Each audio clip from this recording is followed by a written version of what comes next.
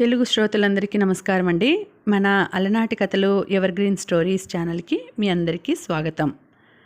ఓ అమ్మలు కథ ధారావాహిక వింటున్నామండి. రచన శ్రీమతి విజయలక్ష్మి అవధానులు గారు. ఇక మనం ఆలస్యం చేయకుండా కథలోకి వెళ్ళిపోదామండి. వీడియో చూసిన వెంటనే లైక్ చేసి షేర్ చేసి తప్పకుండా సబ్స్క్రైబ్ చేసుకోండి. మన ఛానల్ని బెల్ ఐకాన్ యాక్టివేట్ చేసుకోండి. ఈ ఊర్లో నేను మరో విషయం గమనించానండి. ఇక్కడ ఆడవాళ్ళని వాళ్ళ పేర్లతో కాకుండా మిసెస్ అని వాళ్ళ భర్త పేరు తగిలించి పిలుస్తున్నారు.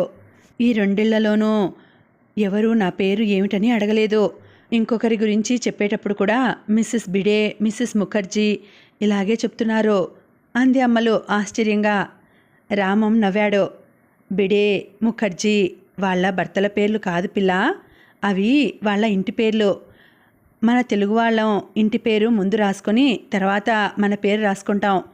సామవేదుల సీతారామశాస్త్రి అన్న నా పేరులో సామవేదుల అన్న ఇంటి పేరు ముందు వచ్చింది కదా. మజుందార్ పూర్తి పేరు పీయూష్ మజుందార్. పీయూష్ అన్నది అతని పేరు, మజుందార్ అన్నది అతని ఇంటి పేరు అన్నమాట. శాస్త్రిలో అయితే అందరూ ఒకే కుటుంబంలా భావించుకోవడం వలన ఇంటి పేర్లతో కాక అసలు పేర్లతో పిలుచుకునేవారు. ఇక్కడ ఆ భావన బహుశా లేదు, అందుకే ఇంటి పేర్లతో పిలుచుకుంటున్నారు. ఇది మనకి ఇంగ్లీషు వాళ్ళ దగ్గర నుండి వచ్చిన అలవాటు అన్నాడు రామం. అమ్మలు కాసేపు ఆలోచించింది. మరి మిస్సెస్ తర్వాత ఇంటి పేరు తగిలించాలంటే నన్ను మిస్సెస్ సామవేదుల అని పిలవాలి కదా, కానీ మిస్సెస్ శాస్త్రి అని ఎందుకు పిలుస్తున్నారు? నువ్వు ఈ ప్రశ్న అడుగుతావా లేదా అని చూస్తున్నానే పిల్ల.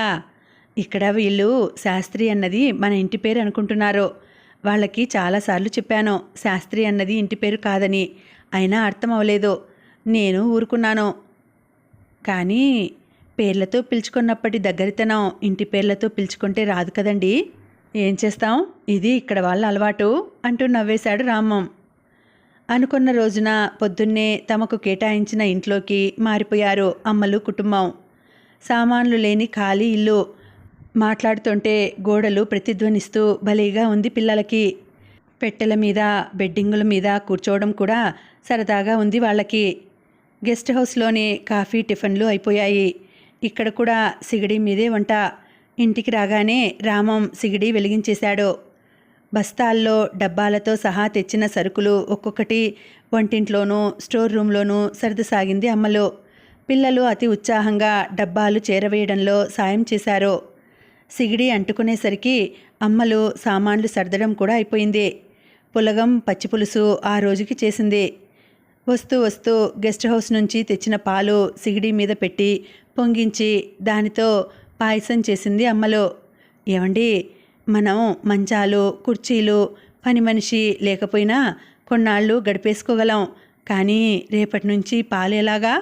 ఇక్కడ వాడిక పాల వాళ్ళ గురించి కాస్త కనుక్కోండి అంది అమ్మలు పని మధ్యలో గుర్తొచ్చి. ఇక్కడ డైరీ ఫారం ఉందట, ఆ పాలే అందరూ తీసుకుంటారట అన్నాడు రామం. డైరీ ఫారం అంటే ఏమిటండి? అంటే ఒకచోట బోల్డన్ని ఆవులు గేదెలు ఉంటాయన్నమాట. అవన్నీ గవర్నమెంట్ వాళ్ళవే. ఆ పాలని వాళ్ళు మనకి అమ్ముతారు. ఉండు, నిన్ననే నేను కూపన్లు తీసుకున్నాను, నీకు చెప్పడం మర్చిపోయాను అంటూ కొక్కానికి తగిలించిన ప్యాంటు జోబులోంచి ఒక చిన్న పుస్తకం తీసుకొచ్చి అమ్మలకి అందించాడు రామం. అందులో గులాబీ రంగు కాగితాల మీద డైరీ ఫారం పేరు అచ్చులో ఉంది. ఒక సీసా అని కూడా అచ్చు కొట్టి ఉంది. ఈ కూపను ఒకటి వాళ్ళకిస్తే వాళ్ళు మనకి ఒక సీసాడు పాలు ఇస్తారు. సీసాలకి మొదటి రోజు మనం డబ్బు కట్టాలి. తర్వాత రోజు నుండి మనం కిందటి రోజు ఇచ్చిన సీసాలు ఇచ్చేస్తే మళ్ళా కొత్త సీసాల్లో పాలు ఇస్తారు. అంటే మనం రోజు ఆ డైరీ ఫారం వాళ్ళ దగ్గరికి వెళ్ళి పాలు తెచ్చుకోవాలా? అక్కర్లేదు, వాళ్లే మన ఇంటికి వస్తారు. మనకెన్ని పాలు కావాలంటే అన్ని కూపన్లను అన్ని పాత సీసాలు వచ్చిన అబ్బాయి చేతిలో పెట్టాలి, అంతే. ఈ పద్ధతేదో బాగానే ఉంది, కానీ పాలు ఎలా ఉంటాయో? గేదెల దగ్గరికి వెళ్తే వాళ్ళు నీళ్లు కలపకుండా పోస్తున్నారో లేదో చూసుకోవచ్చు కదా. కానీ ఈ ఊర్లో అలాంటి గేదెల వాళ్ళు లేరే పిల్ల. అన్నట్లు నేను పిల్లల స్కూల్ గురించి కూడా మాట్లాడాను. ఇక్కడికి పావుగంట నడక దూరంలో ఒక స్కూల్ ఉందట. ఇక్కడ ఉన్న స్కూళ్ళల్లో అదే మంచి స్కూల్ అట. విజయ్ని రమేష్ని అందులో చేరుద్దాం. కామేష్ ఇంకా చిన్నవాడే కదా, వచ్చే సంవత్సరం చేర్చవచ్చు. వెనక కూర్చుని వాళ్ళ మాటలు వింటున్న విజయ దిగులుగా అడిగింది. ఇంట్లో మీరే చెప్పొచ్చు కదా నాన్నగారు, స్కూల్కెందుకు? రామం నవ్వాడు. అది కాదు విజ్జులు, పిల్లలందరూ స్కూల్కి వెళ్ళాలి, ఇంట్లో నాకు టైం ఉండదు. అంతేగాక అందరి పిల్లల మధ్య చదివితే చక్కా సరదాగా ఉంటుంది. అక్కడ కోపం మాస్టర్లు ఉంటారేమో, భయం భయంగా అడిగింది విజయ. అందరూ మాస్టర్లు అలా కోపంగా ఉండరమ్మా, చాలామంది మంచి మాస్టర్లు కూడా ఉంటారు నచ్చజెప్పాడు రామం. విజయ్కు మాత్రం భయం పోలేదు. ఆ రోజు రాత్రి, పిల్లలు ఇవాళ రాత్రి మనం ఎంచక్కా క్రింద పక్కలు వేసుకొని పడుకుందామా? రామం అడిగాడు పిల్లల్ని. పడుకుందాం పడుకుందాం, పిల్లలు గెంతుతూ అన్నారు. మార్పు ఏదైనా పిల్లలకి సరదాగానే ఉంటుంది. అమ్మలు వంటిల్లు సర్దుకుంటుంటే డ్రాయింగ్ రూమ్లోని పిల్లలు రామం కలిసి వరుసగా క్రింద పక్కలు పరిచారు. పిల్లలు పోటీపడి రామానికి సాయం చేశారు. పెద్ద ఖాళీ గది, అందరికీ ఒకే గదిలో వరుసగా పక్కలు, మధ్యలో రామం అమ్మలు, ఒకవైపు విజయ నరేషు, మరొక వైపు రమేషు కామేషు. నాన్నగారు రోజు ఇలాగే పడుకుందామండి అంది విజయ. అవును నాన్నగారు, ఇలాగే కింద అందరం పడుకుందాం వంత పాడాడు రమేషు. ఆ రోజు రాత్రి పిల్లలకి అమ్మలు రామం ఇద్దరూ కథలు చెప్పారు. అమ్మలు ఈగ ఇల్లు అలుక్కుంటూ పేరు మర్చిపోయిన కథ, పిచుకకి కందిగింజ దొరికిన కథ చెప్పింది. రామం అక్బర్ బీర్బల్ కథలు 2 చెప్పాడు. ఇవాళ అమ్మ నాన్నగారిద్దరూ కథలు చెప్తే ఎంత బాగుందో అన్నాడు రమేష్ సంతోషంగా. అవునరా రమేషు, రోజు ఇలాగే చెప్తే బాగుంటుందిరా, కానీ పాపం అమ్మకి అప్పుడప్పుడు నిద్ర వచ్చేస్తూ ఉంటుంది అంది విజయ తల్లి పొట్ట మీద చెయ్యి వేసి దగ్గరగా హత్తుకొని పడుకుంటూ. అమ్మ పక్కన నువ్వెంతసేపు పడుకుంటావు, నన్ను కూడా కాసేపు పడుకొని అంటూ అక్కతో దెబ్బలాట వేసుకున్నాడు రమేష్. కాసేపు అయ్యాక అందరూ స్థలాలు మారేటట్లు వాళ్ళకి సర్ది చెప్పాడు రామం. పిల్లలు నలుగురు నిద్రపోయాక రామం అమ్మలతో అన్నాడు.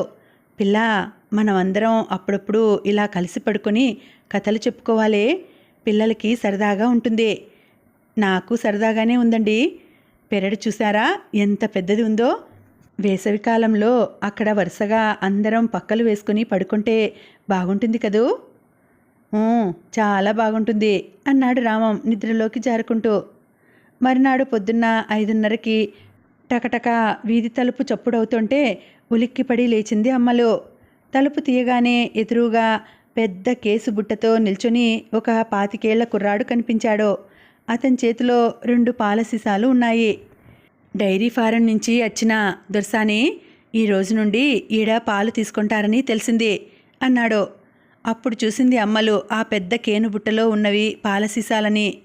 దూరంగా నిల్చోపెట్టిన సైకిల్ మీద అటువంటి బుట్టలు మరో 2 ఉన్నాయి. 2 సీసాలు కావాలనని చెప్పిండ్రు దొర్సాని. ఇంకా ఎక్కువ కావాలంటే సీసాకు ₹1/2 ఇయ్యి అన్నాడు కుర్రాడు. 2 సీసాలు చాలే, ఒక సీసాలో ఎన్ని పాలుంటాయి అడిగింది అమ్మలు. 1 లీటర్ దొర్సాని.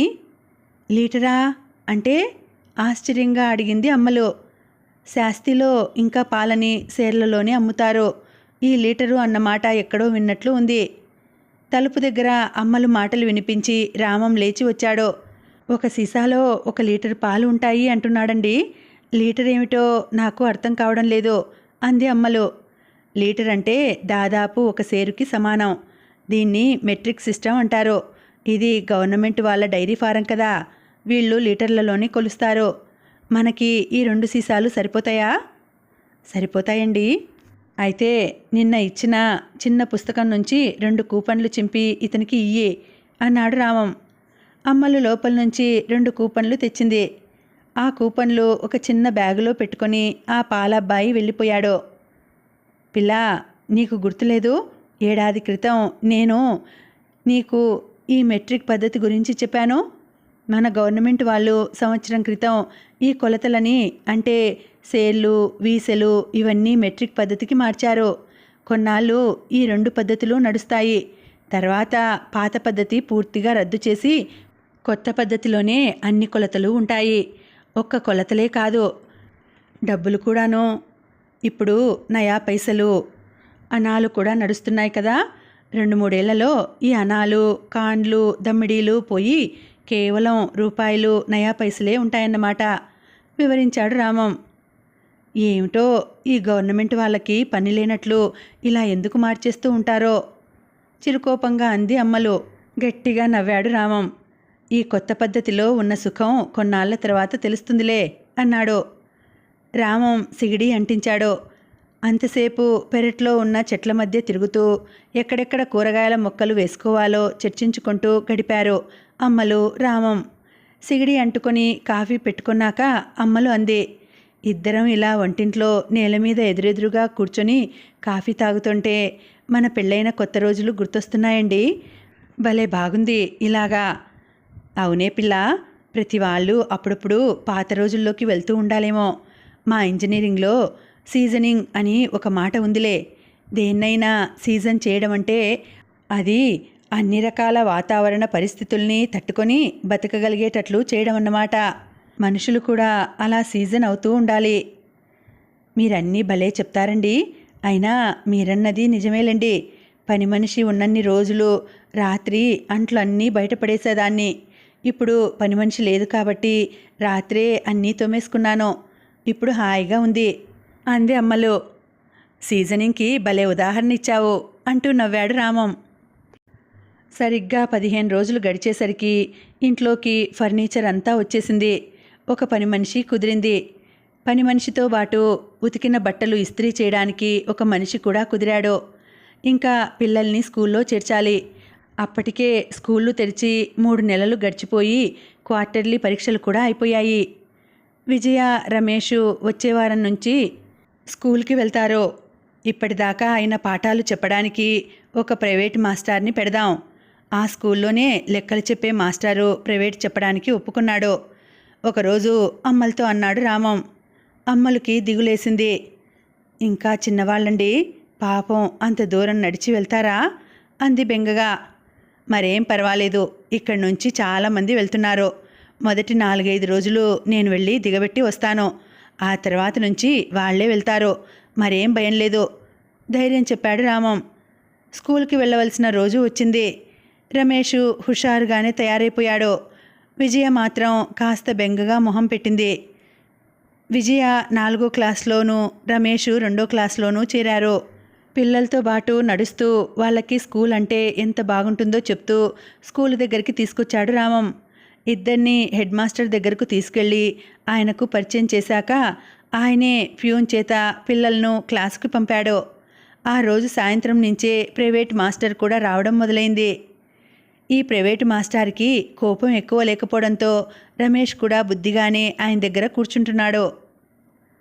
రోజులు గడుస్తున్నాయి. రోజు సాయంత్రం పిల్లలు స్కూల్ నుంచి వచ్చాక వాళ్ళకి తినడానికి ఏమైనా పెట్టి ఇంటి ముందు వైపున్న తోటలో పిల్లలతో పాటు తిరుగుతూ కొత్తగా వేస్తున్న చిగుర్లని, కొత్తగా విచ్చుకుంటున్న పువ్వులని చూడటం అలవాటైంది అమ్మలకి. రామం ఆఫీస్ నుండి వచ్చేదాకా అలా మొక్కలను చూస్తూ తిరుగుతారు అందరూ. అలా తిరుగుతున్నప్పుడు పక్కింటి మిసెస్ మజుందార్ అప్పుడప్పుడు కనిపించి పలకరిస్తూ ఉంటుంది. ఆ రోజు చేసుకున్న వంటల గురించి, పని మనుషుల అవకతవకల పనుల గురించి సంభాషణ నడుస్తూ ఉంటుంది. ఒకరోజు అడగనా వద్దా అనుకుంటూనే మిసెస్ మజుందార్ని అమ్మలు అడిగేసింది, బాబీజీ నాకు జుత్తు ముడివేయడం నేర్పుతారా అని. ఓ దానికేం, రేపు మగాళ్ళు ఆఫీసులకి, పిల్లలు స్కూళ్ళకి వెళ్ళిపోయాక వచ్చేయి, నీకు 2-3 రకాల ముడులు నేర్పుతాను అంది ఆవిడ.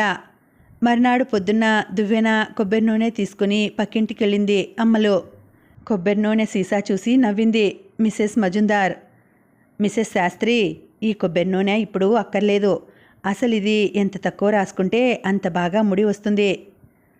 నా దగ్గర ఒక పెద్ద బన్ను ఉంది, ఒక చిన్న బన్ను, ముడి పిన్నులు ఉన్నాయి. ముడులకి అవి మాత్రం తప్పనిసరి. మీకు పెద్ద బన్నుతో ఒక ముడి, చిన్న బన్నుతో ఒక ముడి, బన్ను లేకుండా ఒక ముడి నేర్పుతాను. ఇవి ఇప్పటికీ నేర్చుకుంటే చాలు అంది మిసెస్ మజుందార్. మరి మీ వస్తువులు నాకు ఇచ్చేస్తారా? మీకెలాగా అడిగింది అమ్మలు. నా దగ్గర ఇంకా చాలా ఉన్నాయిలే, ఇవి నువ్వు తీసుకో అంటూ 1 గంట సేపు ముడులు వేయడం నేర్పింది ఆవిడ. ముడులు నేర్పే పని అయ్యాక మనం వేడివేడి టీ తాగుదాం పదండి అని వంటింట్లోకి తీసుకెళ్ళింది. అక్కడున్న ఒక చిన్న కుంపటి లాంటి దాని మీద టీకి నీళ్లు పెట్టి ప్లగ్ పెట్టింది. అరే, ఇదేదో కరెంటు పొయ్యిలా ఉందే, భలే ఉంది మనసులోనే అనుకుంది అమ్మలు. చూస్తుండగానే ఆ కరెంటు పొయ్యిలో చుట్టలు చుట్టలుగా ఉన్న వైర్లు ఎర్రబడిపోయాయి. 10 నిమిషాల్లో టీ తయారైపోయింది. అమ్మలు అలా సంభ్రమంగా చూస్తూ ఉండిపోయింది. టీ పెడుతూ మిసెస్ మజుందార్ అంది, మిసెస్ శాస్త్రి, మీరొచ్చి 2 నెలలవుతోంది. ఇప్పటిదాకా లేడీస్ క్లబ్కి రాలేదు. ఇలా ఉంటే ఇక్కడ బాగుండదు తెలుసా. చచ్చింది గొర్రె, నేరకపోయి ఈవిడ దగ్గర కూర్చాను మనసులోనే అనుకుంది అమ్మలు. అలాగే వస్తానండి మొహమాటంగా అంది అమ్మలు. ఒక పని చేద్దాం, నేను రేపు క్లబ్కి వెళ్తున్నప్పుడు మీ ఇంటికి వస్తాను, ఇద్దరం కలిసి వెళ్దాం. మరి పిల్లల్ని కూడా తీసుకురావచ్చు, పర్వాలేదు. ఒకవేళ మిస్టర్ శాస్త్రి చూసుకుంటానంటే ఇంట్లో వదిలేయవచ్చు, మీ ఇష్టమే. సరే, రేపు మీతో వస్తాలండి అంది అమ్మలు అయిష్టంగానే. ఇద్దరూ టీ తాగిన తర్వాత ఆఖరున వేసిన పెద్ద ముడితో ఇంటికి బయలుదేరింది అమ్మలు. ఇవాళ 2 కొత్త విషయాలు తెలిసాయి. ముడులు వేసుకోవడం ఒకటి, కరెంటు పొయ్యి ఒకటి అనుకుంది అమ్మలు మనసులో. సాయంత్రం రామం వచ్చేదాకా ఆ ముడిని అలాగే ఉంచుకోదలుచుకుంది అమ్మలు. అందుకే మధ్యాహ్నం మంచం మీద పడుకుని కాకుండా కుర్చీలో కూర్చొని పుస్తకం చదువుకుంది. స్కూల్ నుంచి వచ్చిన విజయ, రమేష్ ముడిలో ఉన్న అమ్మని చూసి ఎగిరి గంతేశారు. అమ్మ ఎంత బాగుందో అంటూ. సాయంత్రం ఇంటి ముందు జీపు ఆగి రామం అందులోంచి దిగుతుంటే అమ్మలు గుండె దడదడలాడింది. గేటు వెనక తీసుకొని లోపలికొచ్చిన రామం అమ్మల వైపు మొదట ఆశ్చర్యంగా మెచ్చుకోలుగా చూశాడు. అమ్మలు కాస్త సిగ్గుగా నవ్వింది. నాన్నగారు, అమ్మ ఇవాళ కొత్త రకంగా ఉంది కదూ విజయ్ అడిగింది రామం దగ్గరికి పరిగెత్తుకొని వెళ్ళి. అంటే రోజు కంటే నీకు బాగుందా రామం నవ్వుతూ అడిగాడు. బోల్డ్ బాగుంది నాన్నగారు అంది విజయ తల దగ్గరికి వెళ్ళి చీర కుచ్చుళ్లతో ఆడుకుంటూ. సరే, నీ మాటే ఒప్పుకున్నాలే అన్నాడు రామం గట్టిగా నవ్వుతూ. ఆ రోజు రాత్రి భోజనాలు చేస్తున్నప్పుడు అమ్మలు రామంతో అంది, ఏమండి, ఇవాళ ఆ మజుందా గారింట్లో కరెంటు పొయ్యిని చూశాను. 1/2 గంట సేపు సిగిడి అంటించవలసిన పని లేదు, సిగిడి అంటుకునేదాకా ఆగవలసిన పని లేదు. చక్కగా 10 నిమిషాల్లో టీ పెట్టడం అయిపోయింది. ఆ కరెంటు పొయ్యిని హీటర్ అంటారే పిల్ల, నీకు కావాలా అటువంటి హీటర్? అది ఇక్కడ దొరకదు. ఈసారి ఎవరైనా కలకత్తా కానీ నాగ్పూర్ కానీ వెళ్ళినప్పుడు తెప్పిస్తాలే అన్నాడు రామం. అమ్మలు మురిసిపోతూ రామం వైపు చూసింది. మరునాడు పిల్లలను కూడా తీసుకుని అమ్మలు మిసెస్ మజుందార్తో పాటు క్లబ్కు వెళ్ళింది. ముందు రోజు మిసెస్ మజుందార్ నేర్పిన ముడి వేసుకుంది. బాగానే కుదిరింది. అప్పుడెప్పుడో కొన్న మైసూర్ సిల్క్ చీర కట్టుకుంది. ఇవాళ మీరు బాగా కనపడుతున్నారు మిసెస్ శాస్త్రి. మొదటిసారి మా ఇంటికి వచ్చినప్పుడు మరీ సాధారణంగా తయారై వచ్చారు. ఆ ముడికి ఒకవైపు గులాబీ పువ్వు పెట్టుకుంటే ఇంకా బాగుంటుంది. ఉండండి, నేను ఇస్తాను అంది మిసెస్ మజుందార్ అమ్మల వైపు మెచ్చుకోలుగా చూస్తూ. తర్వాత వాళ్ళ తోటలోని ఎర్రని గులాబీని కోసి ముడిలో ఒక పక్కగా జాగ్రత్తగా గుచ్చింది. ఆ క్లబ్లో చిన్న చిన్న గుండ్రటి టేబుళ్ళ చుట్టూ 4-5 కుర్చీల చొప్పున ఓ 10 టేబుళ్ళు ఉన్నాయి. వీళ్ళు వెళ్ళేసరికి ఒక టేబుల్ చుట్టూ 6 కూర్చొని పేకాడుతున్నారు. మిస్సెస్ మజుందార్ అమ్మల్ని ఒక్కొక్క టేబుల్ దగ్గరికి తీసుకెళ్ళి అందరికీ పరిచయం చేసింది. ఆ తర్వాత వీళ్ళు వెళ్ళి ఒక టేబుల్ దగ్గర కూర్చున్నారు. వాళ్ళు చేసే పనుల మీదే సంభాషణ ఎక్కువగా జరుగుతోంది. వీళ్ళందరూ పని మనుషుల గురించి తప్ప మరో విషయం మాట్లాడుకోరా అనుకుంటూ ఆశ్చర్యపోయింది అమ్మలో. అరగంట గడిచేసరికి ఒక కారు క్లబ్ ఆవరణలోకి ప్రవేశించింది. అందులోంచి హుందాగా దిగింది ఒక నడి వయసు స్త్రీ. క్లబ్బు హాల్లో కూర్చున్న వాళ్ళందరూ లేచి నిల్చున్నారు. అందరూ ఎందుకలా లేచి నిల్చుంటున్నారో అర్థం కాలేదు అమ్మలకి. తను కూడా అందరితో పాటు లేచి నిల్చుంది. ఆవిడ క్లబ్బు హాల్లోకి అడుగు పెడుతూనే ఒక్కొక్కరు నమస్తే నమస్తే అంటూ చేతులు జోడించసాగారు. అమ్మలు అలాగే చేసింది. ఆవిడ మిస్సెస్ కామత్, ఇక్కడి మేనేజర్ గారి భార్య. అమ్మలు చెవిలో మెల్లగా చెప్పింది మిస్సెస్ మజుందార్. ఓహో, ఇక్కడ మేనేజర్ గారి భార్యకు ఇలా గౌరవం చూపించాలి కాబోలు అనుకుంది అమ్మలు.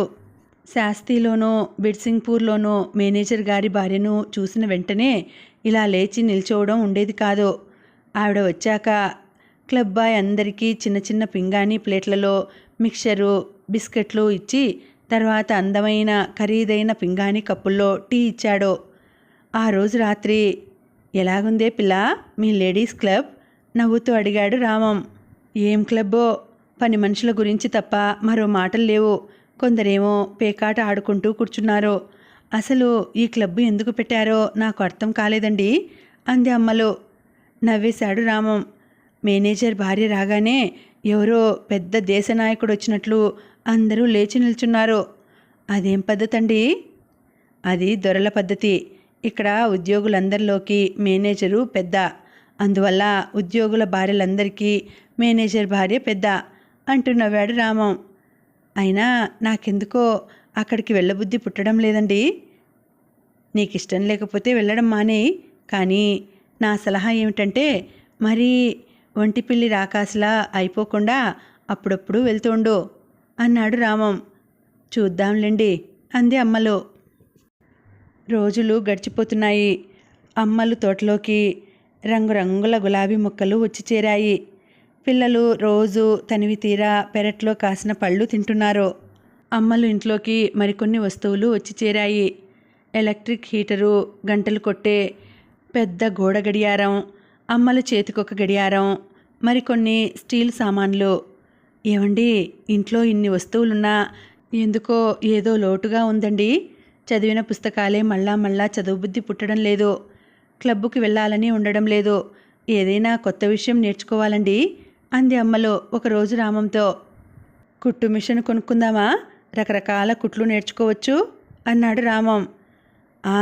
కొందామండి, మీకు భలే ఆలోచన వచ్చిందే అంది అమ్మలు ఉత్సాహంగా. మనం ఆంధ్రప్రభ కూడా తెప్పించుకుందాం. అది చదివితే నీకు కొత్త కొత్త విషయాలు తెలుస్తాయి.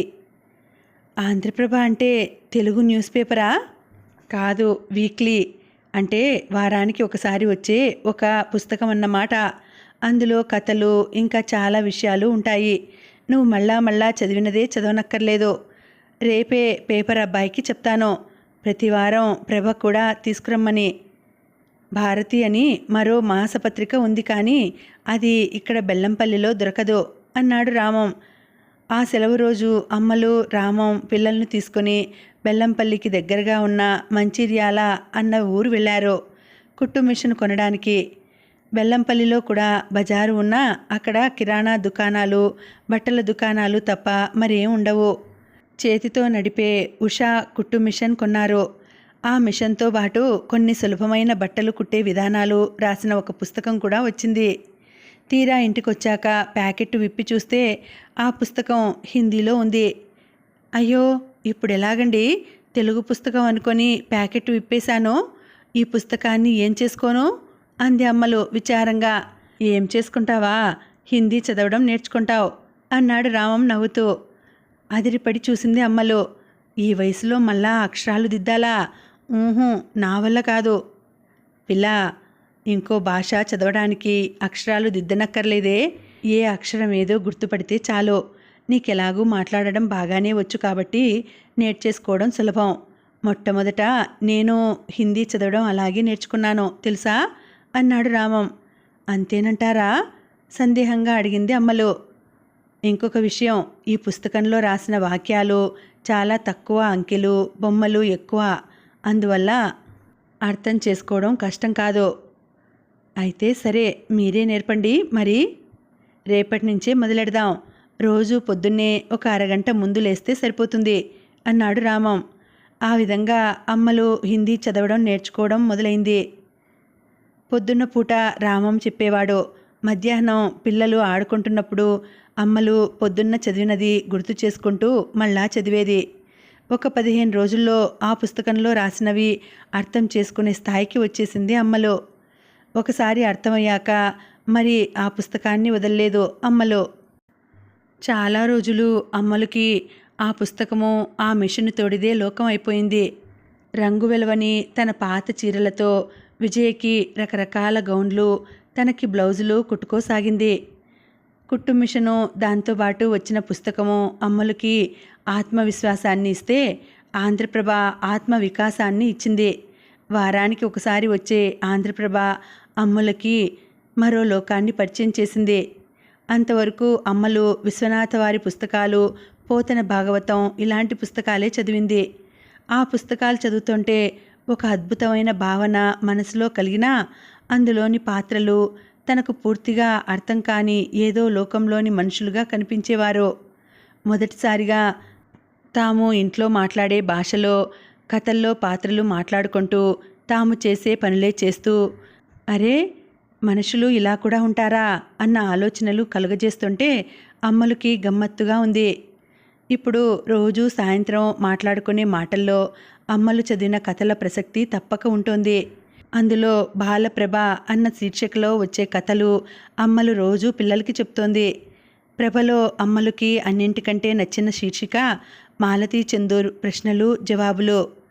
పాఠకులు అడిగే ప్రశ్నలకి మాలతీ చందూర్ ఇచ్చే జవాబులు అమ్మలకి అద్భుతంగా ఉంటున్నాయి. ఈవిడకు ఇన్ని విషయాలు ఎలా తెలుసు అనుకుంటోంది ఆశ్చర్యంగా. కొన్ని జవాబులు అర్థమయ్యేవి కాదు. అవి గుర్తుపెట్టుకొని సాయంత్రం పూట రామాన్ని అడుగుతోంది.